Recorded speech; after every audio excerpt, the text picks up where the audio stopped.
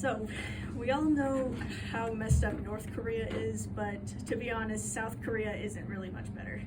In South Korea, the rich and powerful are able to get away with heinous crimes. They're able to get away with heinous crimes because they can afford the best lawyers, they can pay people off to keep quiet, and they can even threaten people to keep quiet, and they usually have connections in the government. So there are so many examples of rich people in South Korea abusing their power for this that I could just stand up here and talk until my voice gives out. But for simplicity's sake, I've just chosen 4 examples in recent history of stuff like this happening. So today I'm going to be talking about the Burning Sun Hotel, the torture of Sora and Sojung, the Sangsu Bridge collapse, and the Sampung Mall collapse. Also, I'm probably going to mispronounce a lot of stuff because it's all Korean stuff, but sorry about that. So, I'm going to start with the least tragic and work my way up. So, the Burning Sun Hotel. The Burning Sun Hotel was a really, really fancy hotel that everyone wanted to go to, owned by Lee Moon-ho. That's his actual name, Moon-ho. So, it seemed at first as a really fancy hotel, that everyone wants to go have a party at, a really big, luxurious party, but it turned out it was actually a front for a sex trafficking business. Whenever a VIP customer would come in, at their request, the bartender would drug the date that they brought with them, so then the date would be brought up to their room and they could do whatever they wanted with them, pretty much. This ended up crumbling down because of some whistleblowers, and you would think that this would be the good ending of the story where, the bad guy gets to go to jail and serves his time, but actually Lee Moon-ho, first of all, he was very rich, and second of all, he's a very influential actor at the time. He was able to get a really good lawyer, and he only got 1 year. He got 1 year for profiting off the rape of hundreds of unknown women. So yeah, we're off to a great start. The next incident is the torture of Sora and Sojung. So Sora and Sojung were siblings that wanted to be actors. They auditioned to be background characters inside different movies and TV shows, and there were these 12 directors that were in charge of them. Those 12 directors would end up violently raping them repeatedly over a period of 3 months, and to the point where Sora and Sojung had to be admitted to a psychiatric hospital for extreme symptoms of PTSD. So obviously there's a truckload of evidence of this happening. So the mother goes to the police wanting to get justice, but you know what the police did? Freaking nothing. As Glarity said in 2024, instead of providing support and investigation, the authorities subjected Sora to further trauma by demanding crude and inappropriate actions, such as drawing her assailant's private parts from memory to quote-unquote prove that they were actually raped.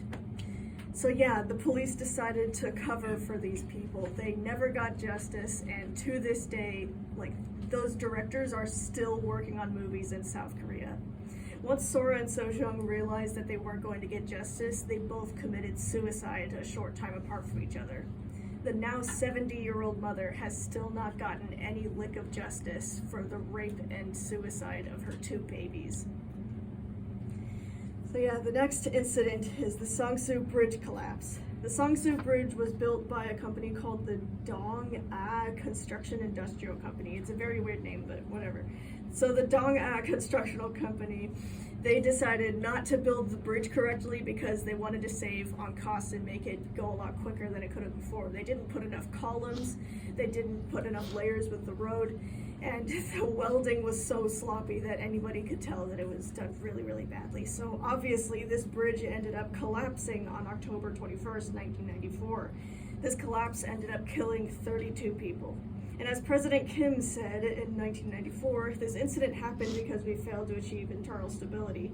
The government gravely takes responsibility in the perspective that this incident did not naturally occur but was made to happen.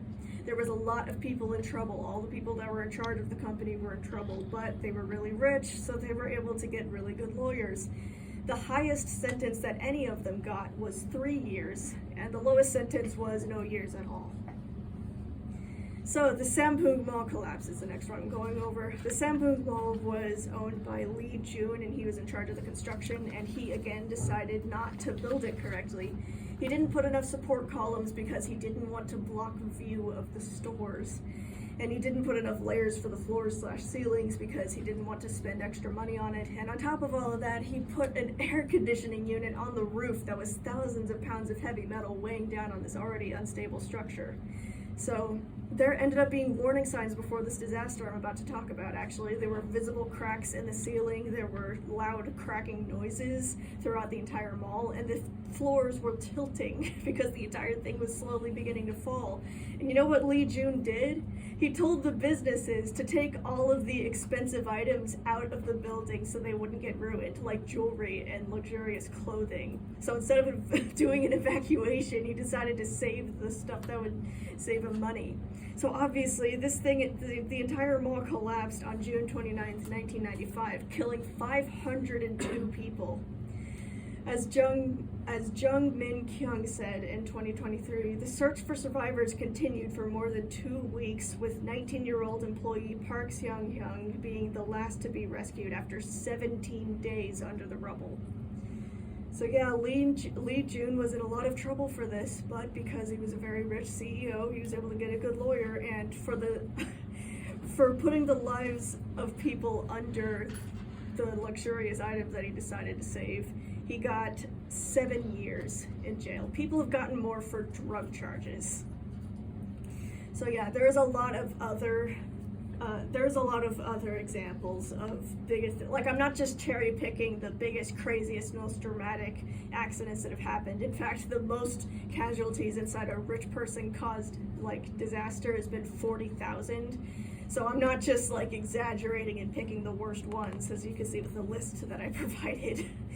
So yeah, South Korea definitely has a really big problem with this. There's a very unbalanced justice system where the rich people are able to get away with horrible crimes with barely a slap on the wrist. And if something is not done about this, then people are going to keep dying and suffering for all of the foreseeable future. Yep.